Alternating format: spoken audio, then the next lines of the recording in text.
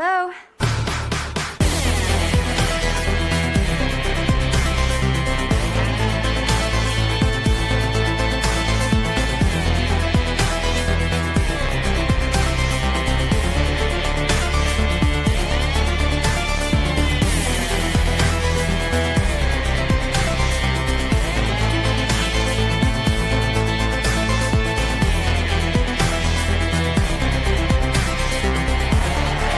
Let's get the Stabathon started!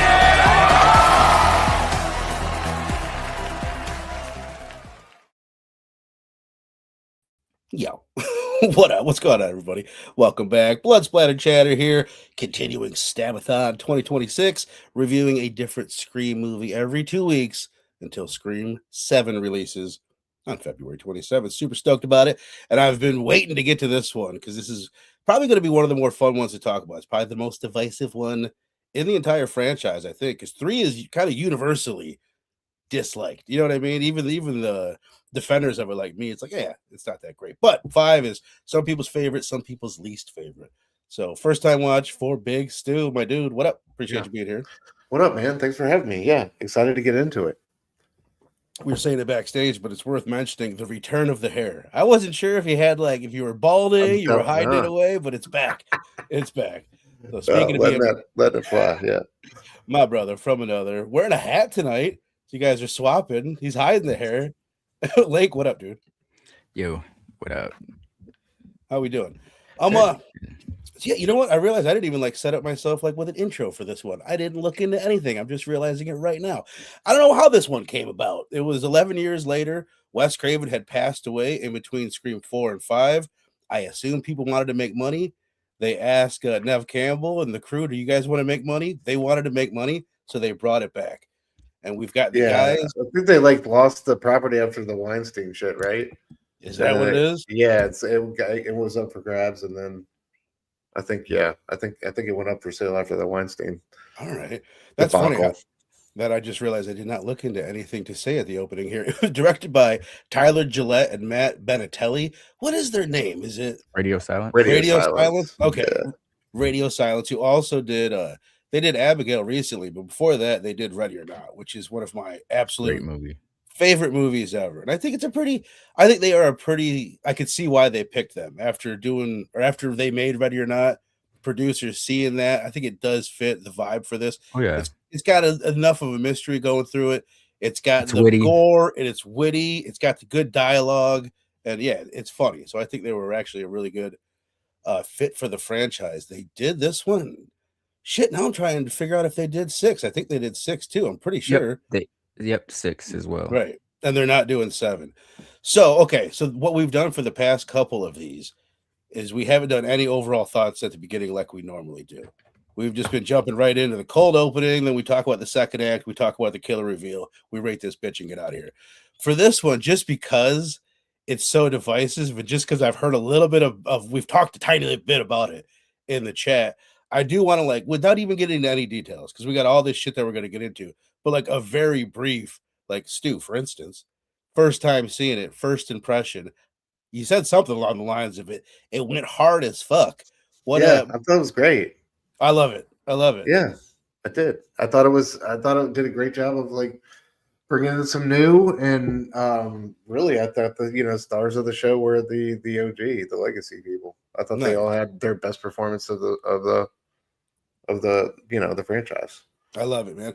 And then Link, I know when we were talking 3, after we watched 3, I remember you saying this no longer might be my least favorite. And I knew you were talking about this one being your least favorite. You saw it when it came out. We reviewed it on DHS when it came out. I'm pretty damn sure. Yeah. I assume you've seen it a few times at least at this point. So how was the rewatch? It was what it was. This is a fine movie. I still find it to be so contradictory. For all of the right moves it makes one of the biggest sins in the franchise, to be honest. Is it, and we'll get into it a little bit, but obviously, because you've said it before, you're talking the death of Dewey, right? Yeah. Right. Just the way it was set up, I think, I don't know. We're in this for a movie that's such a meta commentary on slashers, to have that trope be so lit in the franchise and to happen to that character still doesn't sit well with me. But we'll get into that. But yeah, it's what the franchise needed at the time, you know. So I Right. don't hate it, but there's just I have grievances with it. Hell yeah, and I do too. Like, and for my bit on it, like I go back and forth. I remember specifically with this one and for Scream 6, leaving the theater like, yes, be like, yes, like I loved it. And then the more you watch it, the more like you can definitely pick it apart. As much as I do enjoy it, and last night I watched it twice this week. I watched it last night and I loved it. Like I had a lot of fun with it. I really enjoyed the shit out of it. But I also was like really having fun, like just like pause. This is fucking stupid. And just like take notes on all like the silly things that it does. There's a lot of plot holes and just a lot of silliness with it too. But it's got, I mean, in my opinion, it's got a lot of charm, and they do a lot of things right. Especially, I think, and I don't know if I ever appreciated it as much until watching it last night. It was like, damn, these kills and the chase scenes and the killer set pieces and the ghost faceness of it all. I think it's really strong. Yeah, Which we'll get into a little bit further as we go. But let's start with the cold open. This is obviously the introduction to Jenna Ortega to the franchise. Melissa Barrera, is that the other one's name, right? I have that. Sounds and then the twins. I don't have them in there yet. But anyway, we get the cold open. You know who old boy is? It's fucking Cuba Gooding Jr.'s son. Oh shit! Okay, I remember us realizing that when we did Hard Eyes. I keep that's something I keep like forgetting though. Too. Like every time I find it, I'm like, oh shit. Yeah. I'd forgotten about that too. That's funny. Better looking than Cuba, I gotta say. He really is. He's a handsome young man, which usually is how it goes, man. You got a guy pretty good looking. I'm sure he married a banger. I'm sure he did. Never does a radio, you know. Which I love that guy. We loved Hard Eyes, and I thought what is the kid's name? Let me look it up right here. Mason Gooding, I believe. Mason Gooding, yeah, that would make sense. So good. I mean, he's really charming. Yeah. He's good in this. I think, and Stu, no spoilers for you because you haven't seen 6 yet. But everybody that's in this that returns in 6, in my opinion, is better in 6. Like the returning cast is pretty damn good in 6, and then he is great in Hard Eyes. Did you see that, Stu? Yeah. No, I still haven't seen that one. You'd love it. I know. Yeah, I gotta watch it with the fan, bro. Hell yeah, for sure. You'd love it. But anyway, the cold open in this one, it's got obviously a ton of similarities to the original one. This is the 3rd time in the franchise that we get the cold open with a female answering the phone and Ghostface on the other line. This one is definitely the closest to Scream 1, and for the most part, I really like it. There's like one bit in it where I think Jenna Ortega's acting kind of irks me, but I honestly think it's like pretty scary. And like one of the things I always point out about the use is this Wes Craven's use of space in the opening scene of Scream 1. It's like so good how you really know the layout of Casey Becker's house, inside and out. And this one, I really noticed it. They do like flash out to the outside of the house a couple times to give you that. But for me, what I was kind of most impressed with last night was the use of space, where it's like you see Jenna Ortega and there's an open doorway behind her. There's an open doorway over here. And just like a lot of shots like that where like Ghostface could pop out of anywhere. And I really was like tuned into it last night. Even like they go over to the sink and there's this open window and you're like, where is he? Where is he? And the camera's kind of wandering around. Speaking, well, you just reminded me. It was like their usage of space was the scene where it's like the door locking shit was going on, like unlock, lock. I thought that was pretty cool. Love that. But it's like as she's backing up, you're like, you don't trust the goddamn thing because it's like the shot's wide enough where it's like he could come from the left or right behind and just snatch her ass. And so I love that too.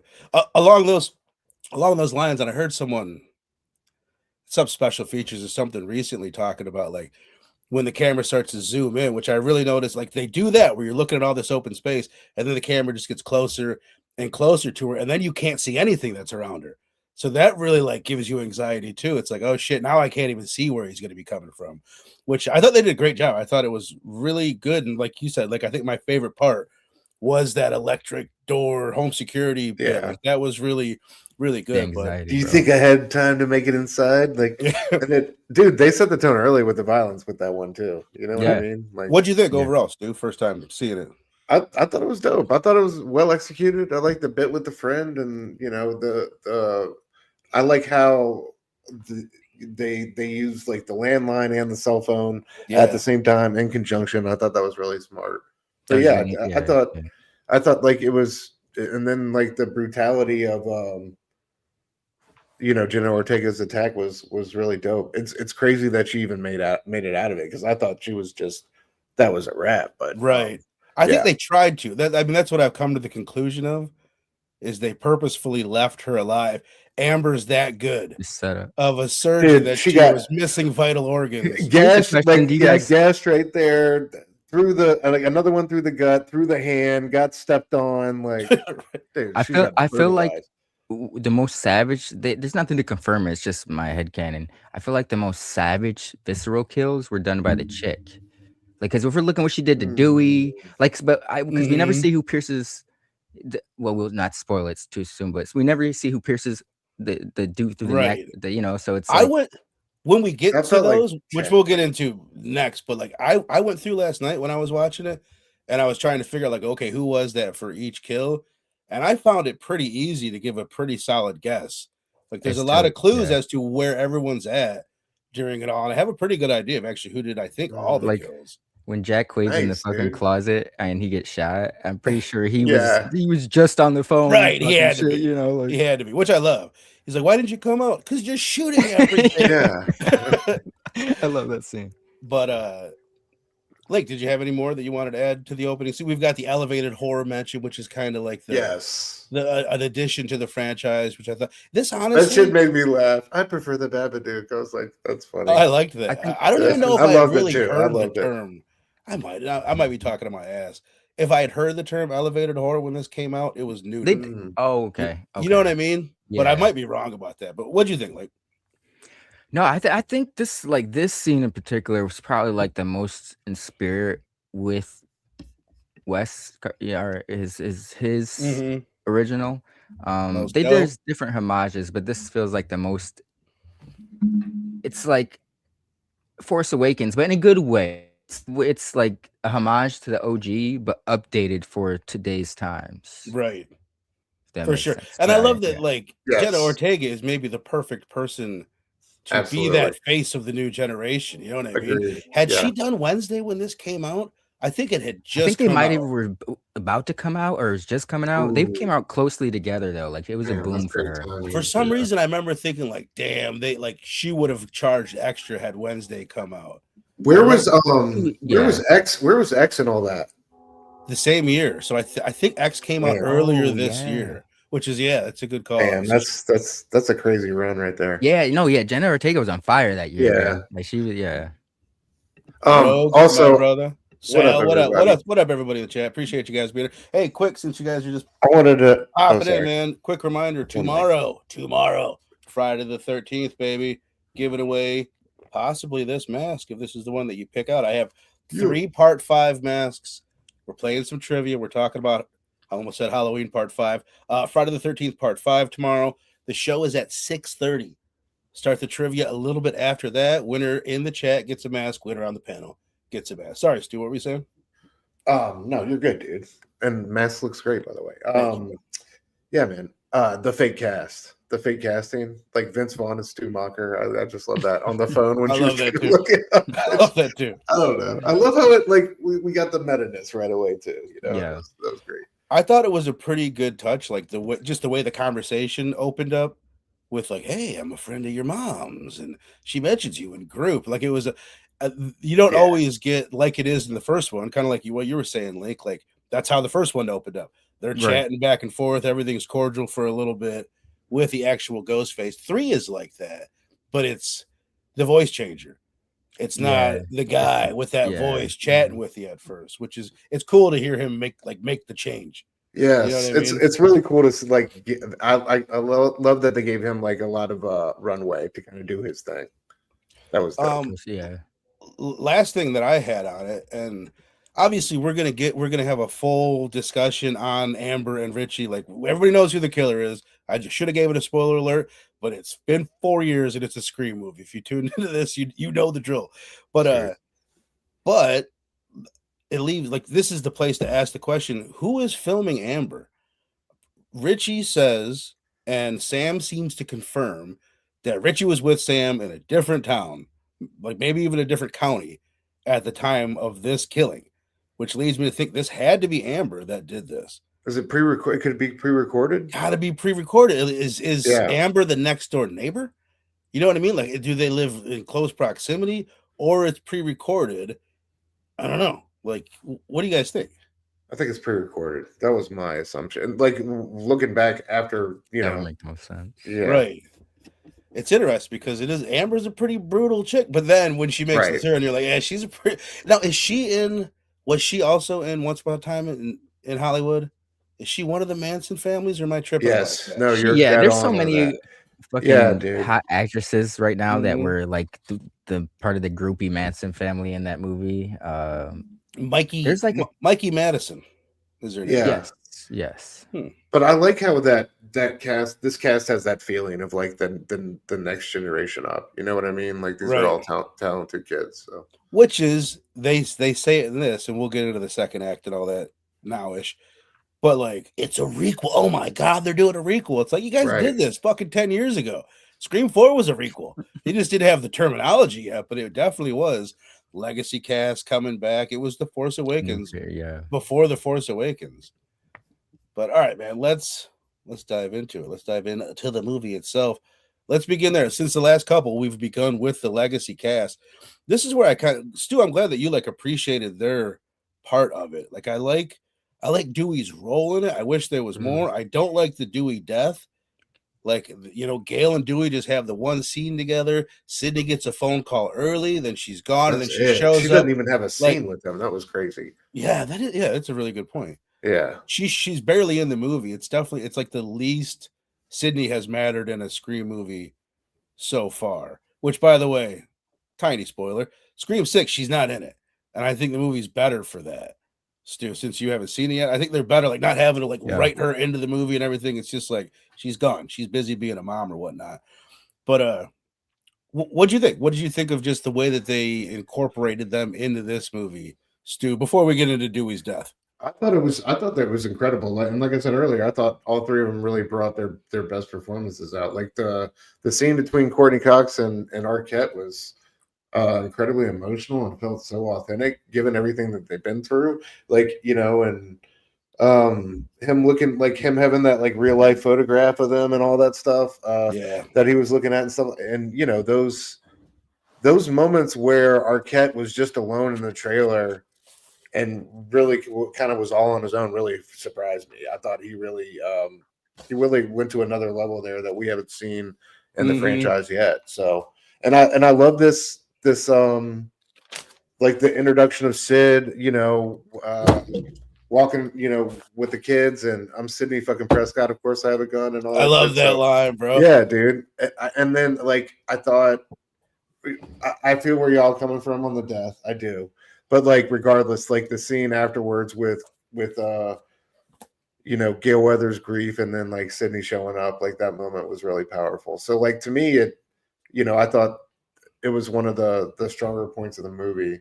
It would have been nice to have Arquette around for a couple more though, but for sure, it is what it is. He's such like the beating heart of the franchise, man. You know what I mean? Sorry, I'm so fucking distracted. I'm just like spilling coffee. I'm spilling coffee all over myself. But you know what? I'm gonna grab a napkin real quick. It's gonna take 2 seconds. But like, what did you think of the legacy cast? Man, I can hear you, by the way. Okay, I'm trying to. I think it's like the weakest, to be honest. Like I feel like their cameos were shoehorned in for legacy effect. Like I think it was written better. It's like in the fourth one, in the terms of whole legacy blending with new characters and shit like that. It's about 40 minutes before we see Nev Campbell or you know, pop up. Yeah. Evan says she would have been at 6 had they paid her more. It's a good point. Yeah, they did want her. That's a good point, Evan. This Dewey and Gail stuff I felt was like almost borderline like Days of Our Lives, like a soap opera. Like they didn't earn that. Like I think it was almost too meta just because they had divorced. Like let's try to infuse that whole totally, man.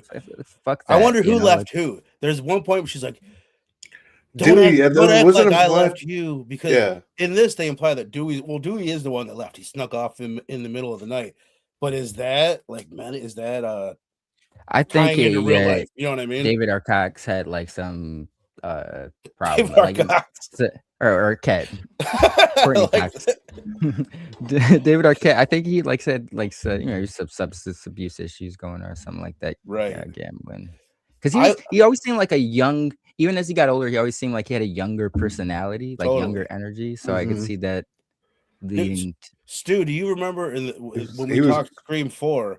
I said something like, I kind of slipped up for a second. I almost said, I mentioned how Stewie, his personality changes in 4, and we don't really get that like really old, like old school, young, goofy Dewey in there. And then I was like, we never get it again. And then I was like, in the rest of the franchise. But I was kind of letting, like, had you heard that Dewey dies in this one? I guess I should ask you that. No. It still caught me unawares. Dude, I have a confession. For the longest time, before I we really revisited the franchise, I had a hard time separating him from his scary movie. Doofy. Smell my finger. But what do you guys think? Who do you think which movie do you think balanced the whole legacy blending with new characters, like 4 or 5 that handle it better? I honestly, because I agree with both of you what you're saying. Like I like what you like, Stu, and I don't like what you don't like. Like I think 4 personally did. Like the one thing I wanted to say about that scene with Gooey and Dale, I almost called him again, with Dewey and Gale, is they hadn't seen each other and they had to squeeze in their final meeting scene. That's why there's all this emotion packed into this scene in kind of an awkward section of the movie, because that's the last time Dewey and Gale ever see each other. Yeah. So it does seem a little bit off. I get like it seems like really dramatic for the timing of it, but at the same time, I think that scene, in my opinion, is Courtney Cox's best acting that she does in maybe the entire franchise. I really do. Like there's something weird about it, but also at the same time, I think it's like really earnest. Like because we got some tears from her finally, or something. Especially her. It just like looked like good acting to me. It was convincing, believable. I felt like she was also speaking about real life in that scene. And it might have made it feel weird, but it was like very, very vulnerable and believable in the daylight with a bunch of people around, which was kind of weird. But exactly. Oh, a little like soap opera-ish. Right. You know? It was. No, and it is too. I just thought it was solid. Dewey, it just bums me out that, and we can get into his death and all that, but it bums me out that we don't really see him like come out of that slump. Not around anybody that fucking matters. He has a little moment where he's like sadly like, I care, and before he gets killed. But I wish he was in the movie more, and he's like, him and Gale maybe could have got one scene together where they're like doing some investigating. He saves Gale's life and sacrifices himself for either Gale, which would have been great, or one of the kids that he doesn't even fucking barely know, which would have been very Dewey too. But he was always that would have been lived up to his hero legacy. Yeah, like that would have worked. Instead, we got this unceremonious. I completely agree with sorry, go ahead, No, I hate that scene, bro, because it's like, even I feel like it speaks against Dewey at that point, because he's been through enough shit to like, the fuck are you talking about? Go on without me. You know, I just gotta, if anything, everybody stay there and unmask at the same time, like Scooby-Doo, you know, like I just thought that was so, for this movie, such a meta commentary on shit like that. I just thought that was like, they shouldn't be making this move this far in the franchise, you know, especially not with him. They could it's really easy to do it, but it seemed very fucking lazy. Yes. You know what I mean? Like they could have written that. They could have taken hold on, let's take another 15 minutes. Let's skip lunch today and make sure we write something for Dewey in the movie. Everything that's there, I don't really mind. It's what's not there is what the problem is, I guess, to a degree. Yeah, that's a good way of putting it. I completely agree, though, dude. Turning the tables, having Gale be in danger, that would have been something else. Slasher. Fred, my brother, invalidated it.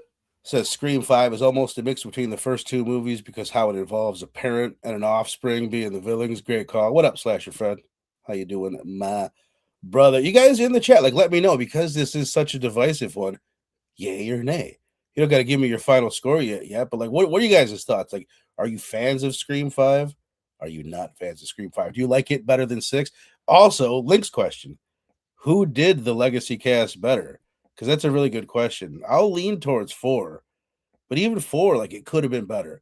Like Dewey and Gale's moments in Scream 4, I don't like their roles in the movie as much, even though it's. But this one felt very tacked on. Like, oh, we got these guys Totally. because we're about 40 fucking minutes. This movie is an hour and 50 minutes, like hour 54. Mhm. So it's about 40 minutes in before we get to the legacy characters we really care about. Like Dewey and Gale are not too far, before Sydney. So it's like, I don't know. They feel more they like didn't give 'em cameos than real parts of the movie. Yes. Than they did Whereas in the 4. 4 was, yeah. I agree with that 100%.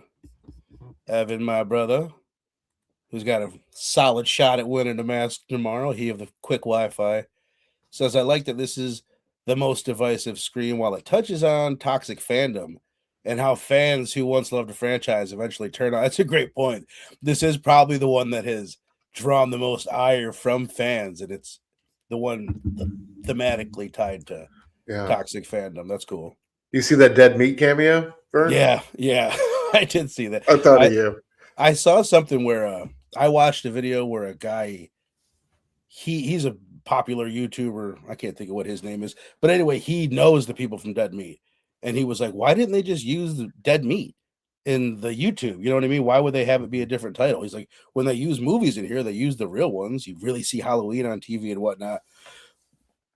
So he hit up the people from Dead Meat, and they said it was because it was like a satire of shitty YouTube channels that are toxic. You know what I mean? They didn't want it to be their channel because of the way that they were acting on it. They were acting like fans. They were big fans of Stab 8, right? And like the flamethrower and all that, right? I can't remember if it was one of the it ruined the franchise or it was great. I actually can't remember. Oh yeah, they were bitching about like a stab. Why don't you just call it Stab 8? Because that's what it is. Yeah. I guess you see in the there's all sorts of shit in the thumbnails on the side, like Easter eggs and whatnot. But one of them, I guess it's implied that that's Richie's YouTube channel. One of them saying like, we are gathering people together to formally remake Stab 8 in the way that we wanted or whatever. And I don't know the exact detail, but it's implied maybe that that's Richie's channel, which is cool. Shit. Oh yeah. The kills. Let's get into the kills before we get into the new characters, just because it's we'll get to them. We'll get to them in a moment. But like I said, dude, I think these kills are the shit. If I have it right, I have 1, 2, 3, 4, 5, only 6 kills. I could be It's wrong. up there for kills, isn't it, in the franchise? I could be wrong. I don't know. It feels like there's more. I just think the ones that we get are like really, really solid. I never appreciated like how fucking good they are. There's a couple where people don't die, but whatever. I count those as part of the set pieces, but I kind of almost want to go through all of them, but whatever. I'll start with you this time, Steph, and start with Stu.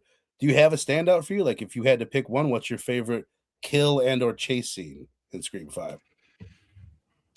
I'd say Heather Graham's lookalike and her son.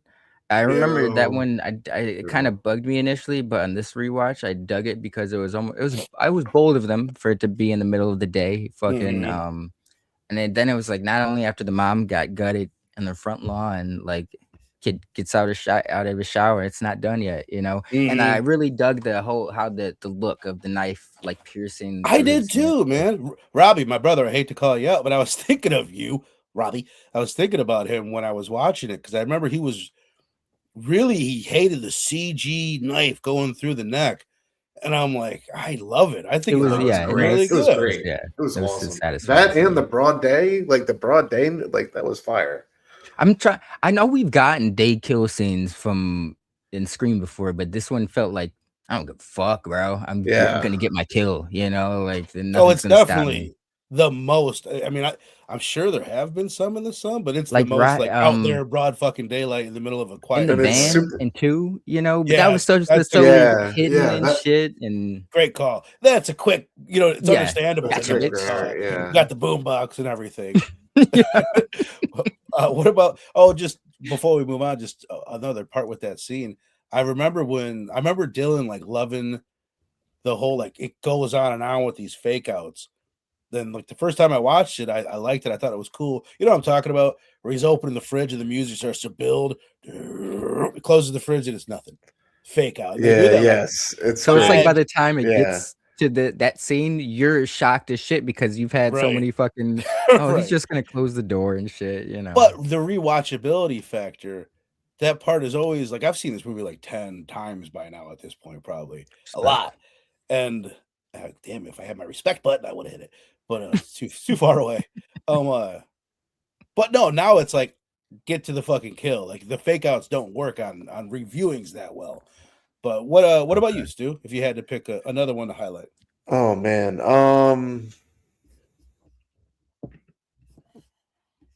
I don't know.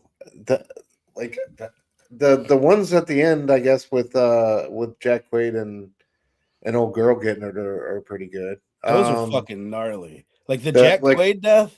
Yeah, that Bro, yeah, I when was she's like the doing ghost this of and Billy shit Lou. while he's getting stabbed. Like I felt for him. The shot, like the blood is really like just like a gnarly looking.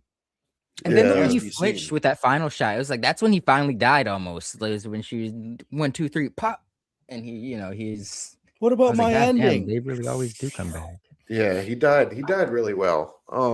And hers, like her getting burnt, you know, kind of like tongue in cheek reference to Stab 8 and shit like that. That was funny. I thought. Right, Like, right. you That know, is So it good. was shit, yeah. And then like I liked Gail's line about the torch or whatever. There's your torch or whatever. I don't know. It worked Right. for me. Isn't It fucking worked for Ghostface me. gonna use like a flamethrower in the newer one? Yeah, and like Oh, in the the new in the movie? new in the new Yeah. movie. That's That's like what fucking hysterical. Right? exactly. Yo. I haven't I I thought haven't it was watched the funny. trailers for it yet. I know there's a Okay, fire. it's my bad. I know there's a Yeah. fire. I know there's some city. Yeah, he's definitely burning the house down at some point. Yeah. Eric, my man, saying I need Evan's Wi-Fi plan. Scream 5, we learned that Billy Loomis had a daughter, but unlike Billy, she doesn't follow in his footsteps. Well said, Fred. That's something that was like one of the more interesting aspects to me is like the temptation was there for her, but she was, not Yeah. really. But there were moments where she was like, come to the dark side, bitch. And she, it was interesting to watch her grapple with that. And Billy helped save her in a way. So it's like Billy is not only one of the villains, but also a hero of this franchise. Right. It's like when she's about to get, when Jack Quaid's doing his shit, he's like Billy, like the hallucination points her. He's like, He's like, yo, get that. night. Right. Come on. Yeah. Sal says it was weird to me at the end. Gail says, "You killed my best friend." I thought Dewey was more than that. It's, you know what I mean? If my wife ever called me her best friend, that would feel good. Yeah. I'll take Definitely. that. For sure. Yo, That was a great scene too, though, when they're walking up and she's like, "Oh my god!" The Madison chick comes out and she's like, "He stabbed me." She's like, "What do you think?" She's like, "Nah, I call bullshit." She's like, Yeah. "Me too." And Right. the chick's like, "Fuck it." There was a little corny, and this is funny because it happened to Gail and Scream 2 at the end. But Gail and Sydney are there to show up and save the day. Bam! Oh, She's immediately yeah. neutralized and has to sit down. That happened to Gail in the theater in Scream 2. She gets shot in the stomach and then comes back and saves the day a little bit later. I loved her Or- lines. Fucking I was radicalized online. There's another line that I love. It's like so you want me to go with you and commit murder with you and a morning talk show host to commit murder? It's like, yeah, pretty much. Which is a little bit fucked up because it's like 30 seconds after Dewey's death, and Gail's already quipping. So witty. Yeah. the wit. Which is, for Gail, it's kind of like, okay, I can buy it. I could see her being like that. Slasher Fred says the original Fright Night is almost a precursor to Scream. Bro, go check our Fright Night episode out on it. We touched on that because how it involves teenagers who find themselves in a real life horror movie. Great call. It's one of my favorite movies of the 80s for sure. All right, Evan says, "What do you think about the reason they named it Scream and not Scream 5?" Good question. I heard it's supposed to be a humorous meta reference on legacy requels like Halloween 2018 and Candyman. I think it's twofold. For one, they realized from movies like Halloween 2018 and Candyman that you get more money when you just call it Scream or Halloween. And that's why they did it. You know what I mean? It annoys me because I call it Scream 5 and everybody else does. You know what I mean? Yeah. I'm fun. like, I like Halloween. I think earned it because it's a completely new venture, I guess, into the Halloween universe. Yeah, but it's But got with Jamie Lee in it. It's really the same thing. It's a it is a sequel. Yes, it's a sequel to it's like Halloween. You know, like Mhm. they should have just called it Halloween. But it yeah. with the Candyman and this Scream, per se, these are like I Halloween is retooled enough, even though it is technically a sequel, to be a new entry. Well, these like the Candyman and Scream. I don't know. It's just I guess it's the way it's presented because they're all really fucking based heavily off legacy. You know, like Right. from Well, Halloween, Candyman, and this one. Like Scream is different because you have 3 really important legacy characters. It's like a cast coming back rather yeah, than Jamie Lee coming back in a Halloween movie. Which and also, well, I yeah, love the line, Candyman. "Can't have a Halloween without Jamie Lee" at the end. I love her saying that to Sydney or saying that to Nev Campbell.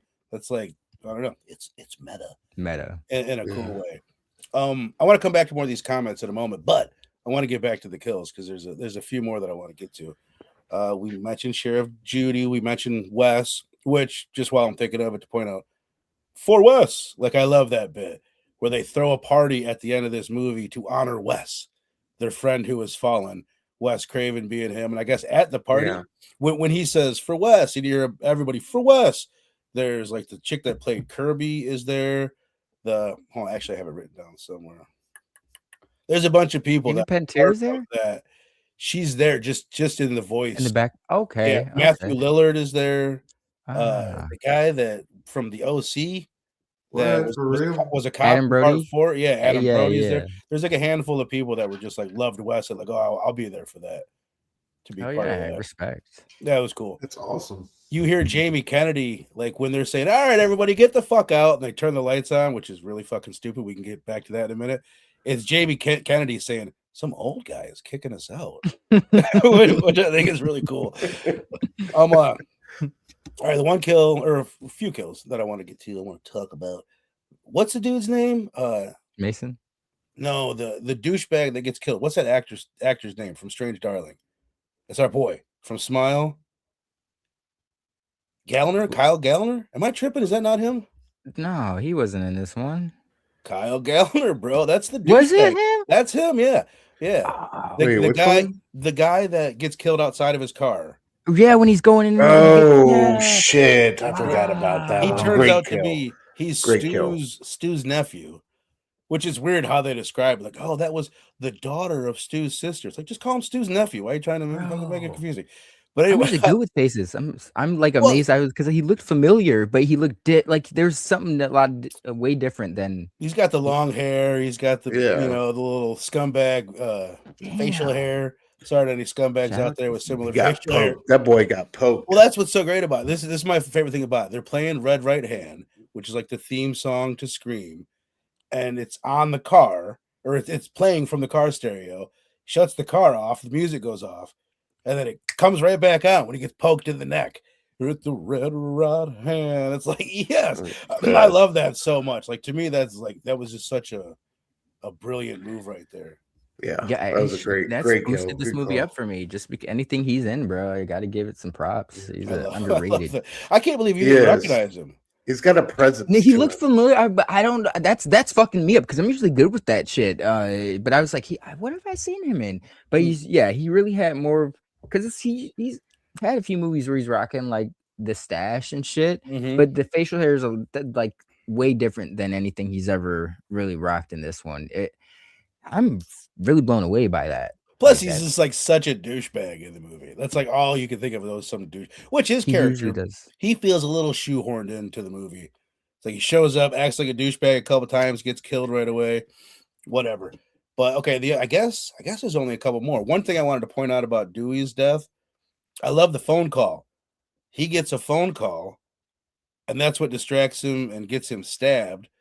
Now you could think, oh, maybe that's Gail, which would be sad, or maybe that's somebody. But I like to think that that's Richie on the elevator going down. That's and it's calling Dewey to distract. And that's kind of cool if that is the case. No, I thought it was You Gail. know, I okay. thought we saw it Let's was get into Gail. this because there's so I don't many know. flaws about. I could be wrong. Dewey's Chat, if you got know, you, let bro. me know. I thought we saw like the phone in blood and it was Gail calling. Damn, that kind of ruins that for me. No, but he was already stabbed at that point. He was fucking. I Yeah, think he was someone called dead. him the first time. Oh, and you're talking about before, like before with he the got death. attacked. Oh, Yeah. you're the yeah. That is dope. But I like so that. okay, while Dewey's grappling, okay, I'm just saying, you know, I have to put into perspective too. Like when Dewey's grappling with Ghostface at that point, it's the Madison chick, right? So Gotta be, yeah. I'm just saying you can't feel through the thin material like breasts or like a thin frame. She's wearing a bulletproof vest. How is she definitely has a stronger than vest him? on. How is she in Oh, fucking that's stilts why- too? She's got to be like 5'2", 5'3", and she's fucking She's like in lifts. that's like me being in fucking stilts and going up against the Rock, bro. Like, let's be real. I Like, don't you think know, she because she surprises him with the stab to the gut. Once you've been stabbed into the gut, the strength. But that whole wrestling scene before that, before Stewie sends them down and shit, there's a whole fucking tussle where He she's takes really her. giving him. But I mean, yeah, I'd have to look at it again. But he beats her in that situation. But she gave him a struggle. Do you think someone who's 5'2" could give you a struggle, Verno? She's like a about Manson. She's a member of the Manson family. 110 pounds soaking wet, you know, like if she was wearing a ghost face mask, then possibly. No, okay, dude, bro. yeah. Obviously, I mean, it is a movie. It's a movie. You're right. Yeah. You can say that with like Billy's mom in Scream too. I'm sure, like it's just as silly. Yeah. But obviously, you're right. But because it's dealing with Dewey, I just don't respect that. Like it could have been, like, let have been one of the new characters, and that you know. But it's because it's Dewey. I can't know. Who was it? Oh, yeah, they gutted his ass like a fish too. That's like, what I'm saying. They took the time and shit too. That she's talking about. It's been an honor, bitch. It's Like, been bitch, what? Like what? And they had like the epic pull away when she's like standing there looking at him. So okay, go back real quick. Vince, the guy that gets stabbed outside of his car, that's got to be Amber because she's there at the bar, and Richie is back with Sam at that time. They had just left the hospital or whatever. We're pretty sure that was Amber at the hospital. When Sam gets attacked, which first of all, we should have known that she was going to be Billy's daughter because her name is Sam, to make her Sam Loomis, which is Dr. Loomis's character name in Halloween, blah, blah, blah. It had to be Richie then because Amber is getting questioned by Sheriff Judy during that. They say that. With Wes, I think for that one, it absolutely has to be Richie because of what you're saying. Wes is he's pretty built, right? He's got the douchebag hair color and all that. But yeah, that did bother me. I was like, bro, why is it like it's almost white bleach blonde? Like I can understand going blonde, but bro, it's like extreme. Who does that in 2022? That was over. She was trying to start a wave, bro. Yes. Slim Shady's back, boy. But that had to be Richie because he leans him up against the door and there's like a struggle. Like there's no way that Amber could have done that. So I think that's got to be Richie. But then right after that, it flashes to him. That's when Richie is sitting there watching the YouTube channel. But whatever, there could have been a time. I mean, after the way the Madison chick beat Dewey's ass, who knows? Who knows? You know, like because she was giving Dewey a run for his money. Spider monkey. Okay, no, the very last kill that I wanted to touch on. It's not a kill, but the chase with Chad. I love that scene actually. You know, that's great. Yeah, that was good. Him with the tracking, he's going out to look for the girlfriend when he's like, nope. He's like, that's enough of that. That's great. Him with the bloody fingers trying to fuck with his phone. I really like that. And then right after that, when he comes back from behind this shed or garage or whatever, Ghostface comes darting out of it. And it's just like Drew Barrymore's kill in the first screen. Yes. Running alongside the house from behind, stabbed from the back. And he's and down, when down on the ground. Up. Car pulls up. Yeah. I love shit like that. They did a really good job with what all the ones with every sequel does and kind of bringing it back to the first one. But I think that's all the kill. It wasn't a kill scene, but it was a scene I loved with the basement scene where Mason's sister goes down and she's talking to, you know, that just the way that plays out because, you know, she's a killer and that interaction is very interesting. This is why, and we're about to get to the reveal pretty soon. And you could say like, saw it coming a mile away, but I think they did a good job. Like in that scene right there, you really are like, oh, it could be one of these people. It goes back and forth, but like on rewatch, you notice after Amber says, after you, and has Mindy go up the stairs with her, she smiles and then she gives her like a quick fucking look. Also during Dewey's death, there's a real quick look before Dewey dies, after he shoots Amber, you see Richie be like, "Oh shit." He looks at Ghostface and he's like kind of sad, which is a big giveaway. Yeah. Let's circle back to that, back to the reveal in just a second. But last thing I wanted to say is, and basically we touched on it, but Stu, first time seeing like Mindy and Chad, who are the returning characters, the ones that lived, they're the most standout characters. There's Liv, the other chick that Chad's girlfriend or whatever. Yeah. But what did you think of them specifically, like the twins? They work for you, Randy's kids or nieces, niece, and yeah. Yeah, it worked for me. Like you said, I like the energy robot, like from the beginning, like at the bar, like the bar fight scene, and then at the party. Really believable, like just like like the whole encounter out there, like playing that game of like phone tag and stuff like that. And then I love that homegirl was like a little like Randy Jr., right? Right. And every little way. Yeah, so. she was. Yeah. So yeah. I love it. You know what? Yeah, The other line that I love, he's like, she's like, "You want to go upstairs?" He's like, "No, you could not really. be the killer." Like the way he says it, he emphasizes every syllable of the sentence. He's just super another charming. great scene where I think that was his little fling or whatever, and he's sitting there. He's like drilling into his sister, and she's like, "You scared of me now, bitch?" And she's like, "Kind of, like," or she's like, "You think I'm the killer now?" She's like, "Maybe." I wasn't, but now I kind of do. Slasher Fred says, in the original movie, they make reference to A Nightmare on Elm Street, and of course, David Arquette's sister, which I always forget. Patricia was she's the final girl. She's one of the best final girls in the franchise. When he's going through his phone to call Gail, there's a bunch of numbers in there. And one of them looks to be his sister's number.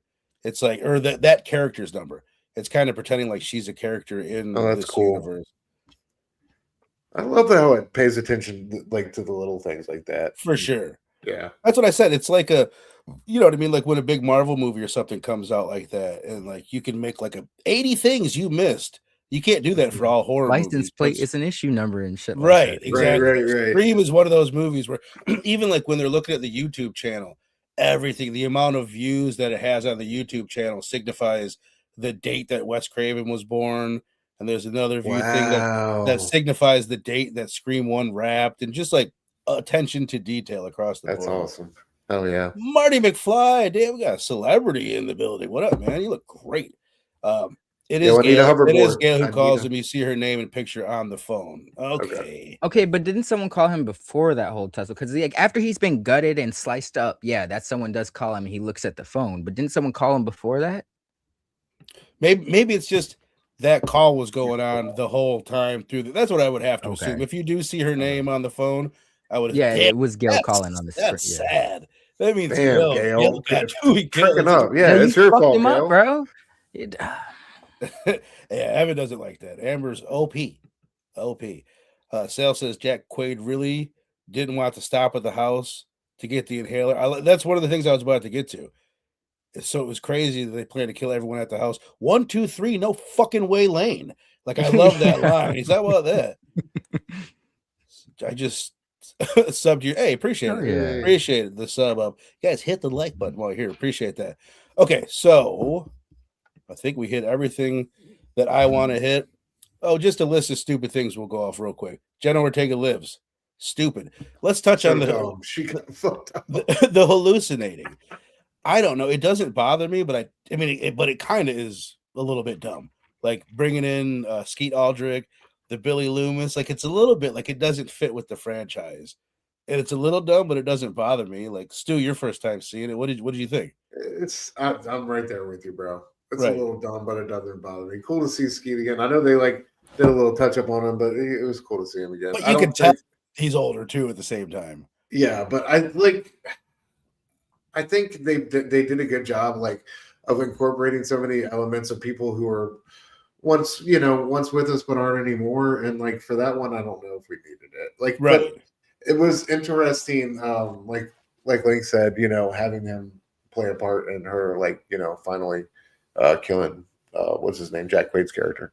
They wanted you to think that maybe Sam was the killer, right? Or pretty much that was the possibility. What about you? Like, what do you think of it?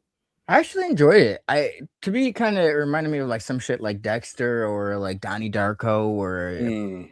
person's darkness is personified into a being, and it's like, she was great. That's a secret. That was like a weight on her. It's like something she always kind of knew, right? Like, Right. Yeah. So you know, so it's like I like that, a personification of her inner turmoil. yeah, Damn, yeah. that down. Right. It's like she always thought if that's like she always thought, because I'm bred for that, I could be capable of some shit like Which would that. be fucked And, up. yeah. You know what I mean? If you found out some shit like that'd be Without fucked a up. doubt. Or even just to find out that your dad wasn't your dad. You know what I Yeah, mean? that'd be too fucking. That'd be wild. Yeah. Yeah. I like Jenna Ortega's reaction in that scene. She's like, "You just gonna drop all this shit on me?" See, that's funny. Wait, okay, that was my next She was a thing. good sister. This Did is my you next like- thing. This is my thing that bothered me. Like, You didn't like she it? does dump all that on her, and Jenna Ortega's reaction is, "Get the fuck out." It's like, damn, dude. She's Yeah, like, that was seriously, so get harsh. the fuck out. That She was does so say harsh. she does say you're gonna come here after all these years and dump this on me, which is right. But I've always like, damn. But she Jenna. got her lick back, because towards the end, when Jenna Ortega's locked up and like stabbed in the closet, and she's like, she hesitates to free her. Like, she's like, "Are you serious, bitch? You think I'm the fucking killer at this Right. point?" Yeah, Like, that was funny. Right. I forgot about that. Yeah. The cops leave Tara when Sheriff Judy, or I'm sorry, yeah, Tara, when Sheriff Judy gets killed. The guy that is standing there watching this victim says, and he just leaves. It's like, yeah, right, okay, Yeah. you would stick around. That's crazy. Amber and Richie kick the kids out of the party. Now, it makes sense because it's Amber and Richie. They're the killers. Their deal is they want to get them to Stumacher's house. They want to get everybody out of the fucking house. But at the same time, it's like, Tara's here. She's got to find her inhaler. Everybody's got to get out. It's like, why the fuck? That's so it's stupid. the inhaler thing is so dumb. Yeah, that's one of my biggest. yeah, they beefs made with that. it. They kept bringing it back, but never really emphasized. It never put Jenna Ortega in a detrimental moment in the movie. Right. That's a not good having point. to- She should have had a moment where she needed her inhaler, and it was like serious. You're like, oh, she really needs that inhaler. That's a good point. Did Richie y'all grabs- feel like she got brought back in like immediately? Like, I feel like after that first scene with her, like every other, it just felt.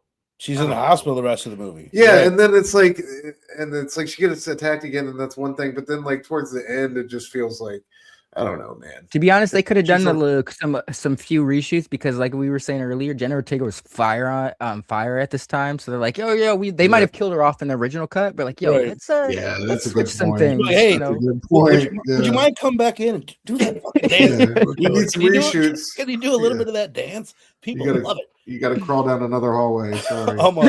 So the only reason they're at Amber's house is to get that inhaler, and then they're out. They're fucking getting out of Woodsboro. They're getting out of there. But Richie's like, "Got any beer?"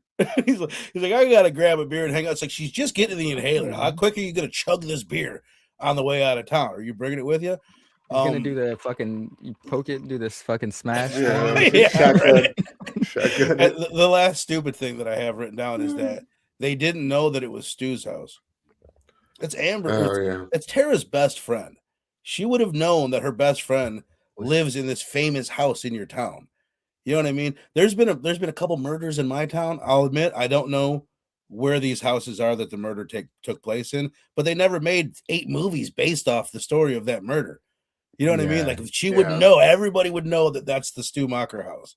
Last thing, it's like, you got to get. Sydney says on the phone, "You got to get out of the house. That's where your dad killed everybody." No, he only killed. He got killed. Stu got killed. Rose He McGowan. killed Rose McGowan. Tatum got killed, and the cameraman got killed. Everybody else got killed somewhere else. That line always bugged me. It's where he killed everybody. It's like, Sydney, get your facts straight. Having said all that, let's get into the reveal, man. We find out it's Richie. And Stu, this is what you said. You're like, there was nobody hiding or whatever. He wasn't fucking fooling nobody, man. Yeah, he wasn't fooling anyone. They really laid it on thick a lot of times that it was Richie. So then when it's revealed that it's Richie, there's part of me that's like, that's kind of stupid. They made it pretty obvious. Then you look back, they did the exact formula, in my opinion, that they did with Billy Loomis in the first one. They lay it on thick that it's him all throughout the whole movie. Super thick. Yeah. And then at the last bit of the movie, for Billy, what they do to take you off the scent, or get you off the trail is they do the fake death thing. So then you think, oh, it's definitely not Billy. He was just stabbed. So, you know, they trick you. And then you get the reveal. It's like, oh, it was him. So you kind of forgive it that you thought it was him the whole movie. In this one, Jack Quaid cranks up the charm at the end of the movie. We're not going there. 1, 2, 3, no fucking way, Lane. He's super believable in that moment. And then when like Sydney and Gail are there outside the car, he's like, "Can you get in the car so we never have to see these fucking?" Oh yeah, people I'm glad you brought that line up because I was gonna say that's a line that really kind of like even the second time is kind of I knew he was the killer, but I found that line so charm, like you said, he turned up the charm. Like he was just like, "Can you?" He's like, "Yo, what up?" He's like, "Yeah, can you please get in the car so we never have to see these people." It was just played so well that there's no way this dude's a fucking. It's great casting, to be able to because he does do I think he does a pretty good villain turn too. Yeah, but until the end, he's like, "Oh my god, it's Ghostface!" I'm like, What I think is funny. Here's another thing: is that I think the only two people that are ever given alibis for kills in the movie are Amber and Richie. They specifically go out of their way to say that Richie was with Sam when Jenna Ortega was attacked, and they specifically go out of their way to say that Amber was with Sheriff Judy when Sam was attacked at the hospital. So that's something to keep an eye on. If you're ever watching this in Scream 7, if they give somebody an alibi, be like, well, there's two killers, so this is alibi for one person or whatever. So that's interesting. But having said all that, what did you think, Stu, of first time the reveal? Did you guess one of the killers, two of the killers, none of the killers? I didn't know. I didn't know Homegirl. That was kind of like in the. I knew there was a second killer, but I wasn't putting all that together. But yeah, Jack Quaid was like, I just knew that was going to be part of the equation. I knew it was going to be. There was something I felt like, yeah, dude, it was just from the jump. Like the very first scene we see after the title card with her answering the phone, getting the bad news about her sister, and he's there with her. It's just like something's not sitting right with you. He insists on going too. That's something I know. Yes, exactly. And it's like, no, I'm coming. She's like, oh, okay. And then like he's listening in at the hospital room, like after she tells him, she tells Jenna Ortega about Billy Loomis and all that stuff. He's like, I love you. You can't get rid of me. But so like I knew they were going to do the two killer thing, but once we got to the reveal, I thought, what's her name? Mikey Madison's acting there, like kind of unhinged. I liked it. I liked it, right? Yeah. Some people can do unhinged. There's such a delicate balance with this killer reveal and all that Act 3 line she had, like she was on her shit. So. Yeah, bro. When she fucking popped the old girl in the fucking picture, bro, I was like, okay, turn it up. Yeah, she was good. Sal saying they should have played more with Sam being on antipsychotic meds. Would have done without them.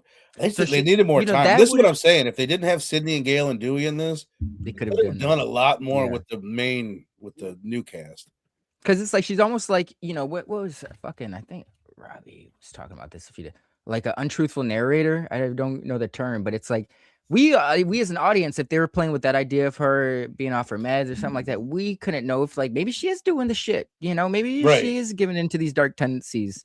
But she was, man, I can't wait to talk about 6 now, to be honest. When we talked Scream 4, I wrapped it up and I went and I put on Scream 5. I'm probably gonna do the same thing tonight. Like I can't wait to talk about it or to even rewatch Scream 6. Actually, it's on Tubi, by the way, for anybody who wants to tune in for 6. But I was oh nice. I never did notice that, Marty. I never did. That's a good point. And I know the fridge is downstairs. The fridge or the basement pretty much acts like the garage of this movie from Scream 1, like where the fridge is and what goes on. Oh shit. What were you saying, Luke? Damn. Yeah. No, 6. No, I actually started watching a little bit of 6 after I finished 5, and I was like, okay, all right. You know, I was definitely, I think you'll enjoy 6 too. Hell yeah, dude. So between these and Radio Silence is responsible for 6 too, right? Both, yes. Yeah. So for you, Link, you're saying between like for their two offerings, they're not doing 7, right? They're somebody else. No, unfortunately, yeah. I think they were free to do their own thing in 6. Where at this one they were trying to do a balancing act. They're more constrained for sure. Okay. They just go on with like the new characters and tell a story about them being in New York. It's cleaner in that way for sure. Oh yeah.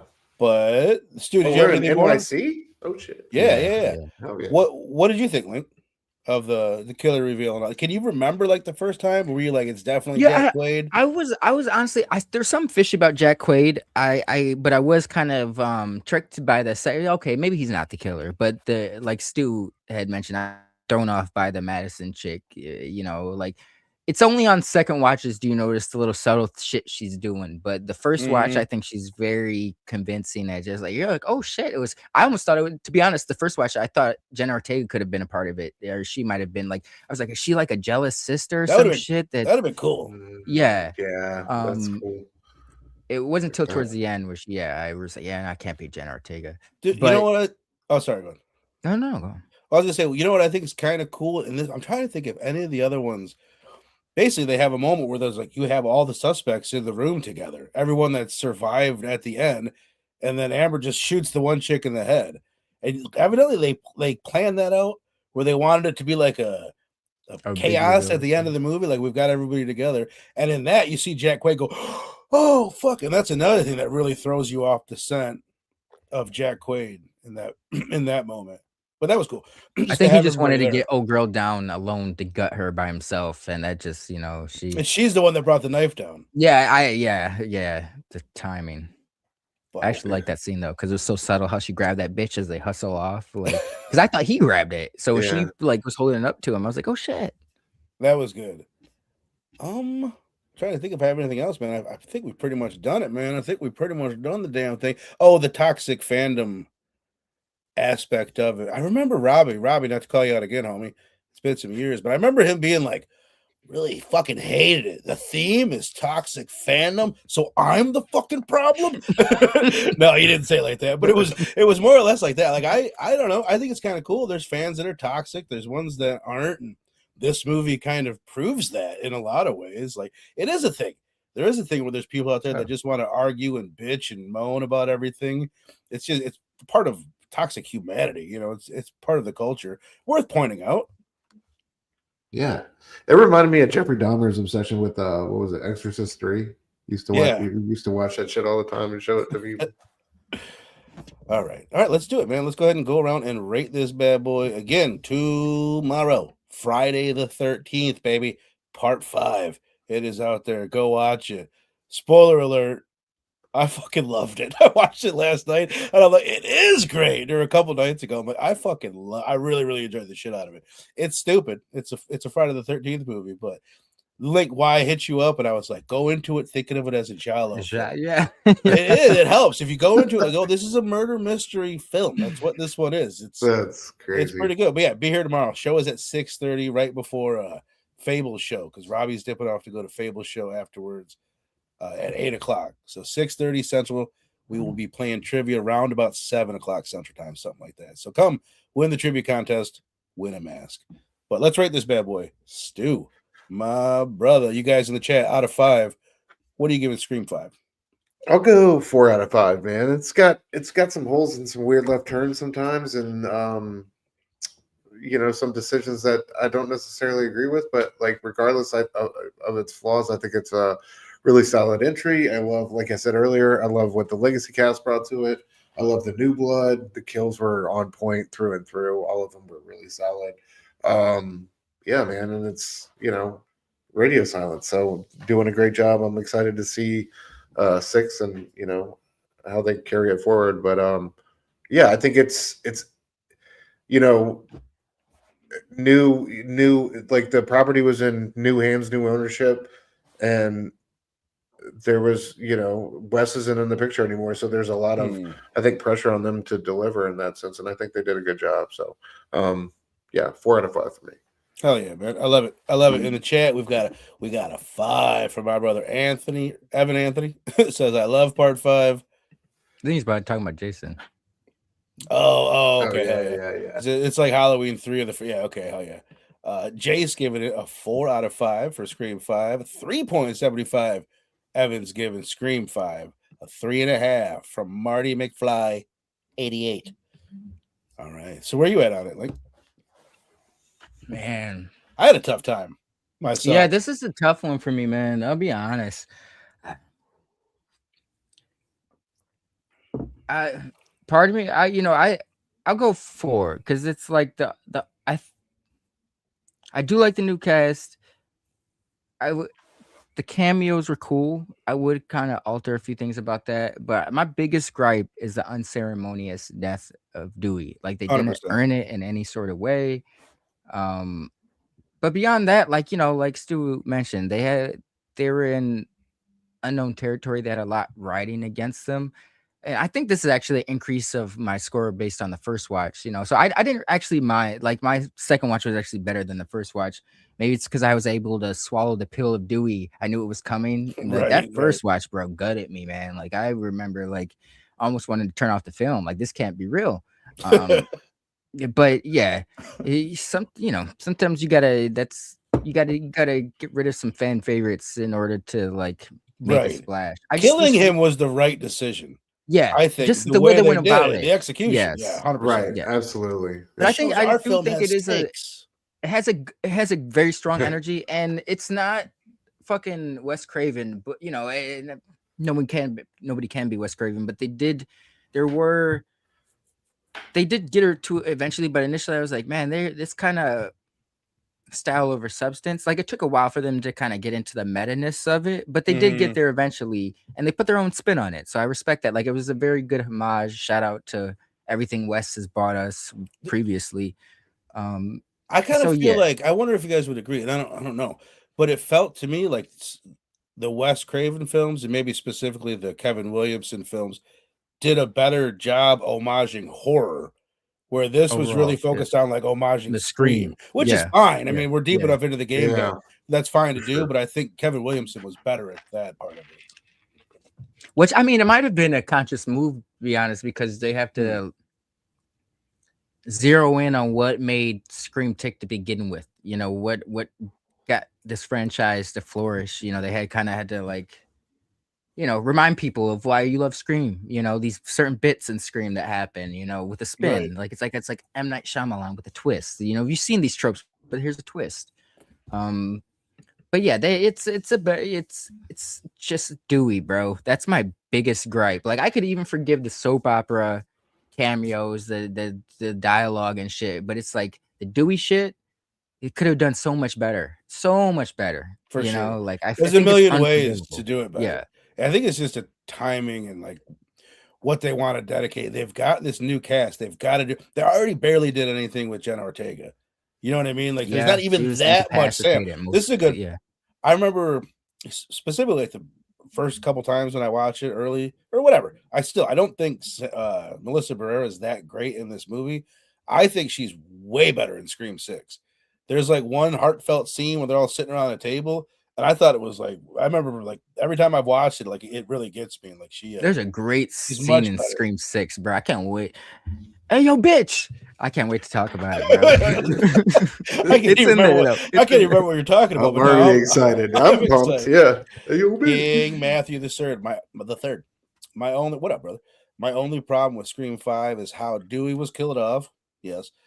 They made it seem like an idiot despite facing Ghostface like 25 times. Great point. Yeah. Exactly, dude. Yeah. I've been saying Sam's way better in Scream 6. Hell yeah, man.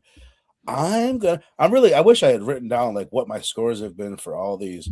I think what keeps fucking me up when I go to score it is I think I gave Scream 3 a 4.5. I think you did. Yeah. Fuck it. 4.5. Because like my enjoyment of it. Like I really have fun with that movie. I really do. And this is a better movie than that. I think there's definitely aspects of 4 that make it a better movie, but I think I like this one better than 4. I think I have more fun with this one. There's a good energy to it. Do 4. Yeah, exactly. There's an energy to it. I'm gonna give it a 4.25. I don't know where that lines up with my other ones. I might have to when we do Scream 7. We'll reevaluate everything. Okay. we'll break it all down then. But I think it's fun, man. It's very rewatchable too. Like it's just an entertaining ass movie in my opinion. So all right, man. Hell yeah, we had I guess we got to. I was gonna re-show Sal again. It's worth doing. I'll fucking re-show you, bro. Why not? All right. So as I've said a bunch of times, tomorrow, Friday the 13th, be here, win a mask. It's gonna be a lot of fun. I'm looking forward to it. These are pretty thick masks. Not to toot my own horn, but I like them, man. I like making these masks. I know not everyone's a fan of the part 5 look, Stu, which I Yeah. totally get, but I really I like No, making they all these. look great, dude. They all look great. Appreciate you. All right, so Yours and looks better than the then movie, to be honest. next Oh, yeah. next Thursday, dude. Next Thursday, Pontypool. We're gonna have Wes coming back to join us. I love this movie. I've only seen it once. It's a weird theater of the mind zombie movie. It's been on Shudder for years. Not now. I just checked right before we got rolling. Let me see if it's still on Shudder. It's not, but it is on YouTube for free.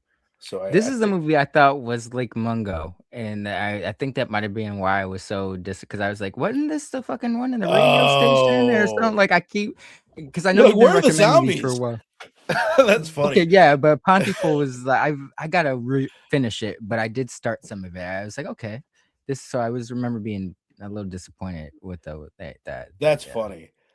King Matthew III says, I also wasn't a really big fan of the Billy hallucinations in Scream 5 and 6. I don't remember in the Scream 6. I feel like Sydney should have had those and not Sam. Fair enough. Well, Sydney's battled her demons. Once post Scream 4, like she's like I don't know, she's a fully realized. You wouldn't be able to feel her arc if she was still fucking hung up on shit. I mean, like I don't know. I like the right, exactly. Melissa Barrera shit because it's like a weight hanging over her. Like her dad was this, only I she also- knows the secret. Like I like about her character that she's not Sydney. Like Sydney Yeah. is someone that doesn't swear, or I guess she does every now and then, but you know what I mean. She's a very clean cut, kind of a She was Jamie edgy, Lee yeah. type. Melissa Barrera is out there She had banging edge. serial killers and fucking doing drugs since she was 13. So I like that. I like that. About Jack her. Quaid made her sound a little easy. He was like, all I had to do was meet you and then fuck you, and that wasn't very hard. It wasn't Like, I hard was to like, meet okay. you. Wasn't that hard to fuck you either. It's like, damn, that was the coldest thing you've done all movie, bro. But anyway, Stu, my dude, what you got going on? Yeah, man. Naked Insights every Wednesday night, 9:30 p.m. Eastern. Me and E going over our favorite new comic book releases. Yeah, and then I'm here every Thursday night with you fellas. Love it. Love it. Yeah, love man. it, man. And I put this up here just because this was a great conversation we had, Link, you and I over on PCP with Robbie and the gang. But I didn't know, are you doing you got anything going on this week? But go check out the Gattaca review on Pop Culture Philosophers. Really good time. Yeah, that was a fucking underrated movie. No, yeah, check that out. Check this out. And come back next week for or not next week, but yes, next week for Pontypool, but Stabathon. Yeah, 2 weeks from now. 6. Yes. It's 2 weeks from Looking forward to it, man. And then again, as And we said yes. many times, tomorrow night, 6:30 Central Time, Friday the 13th, Part 5, trivia contest. It's a slasher themed trivia night, is what we're doing. It's kind of Jason heavy, but it's general slasher trivia. Just a few rounds, and we'll be up out of here, and one of you walking away with a brand new mask. Nice and shiny. But hell yeah, man. Appreciate all you guys in the chat. You guys have been great. Make sure you hit the like button, sub up to the channel, all that good stuff if you have not already. And again, I think I need to get a new outro because my outro, I think it's getting me in trouble with YouTube. I think I pissed off the YouTube, so I got to get a new one. It gets a little too bloody at the end. But appreciate all you guys, and we'll see you tomorrow night, Friday the 13th, Part 5.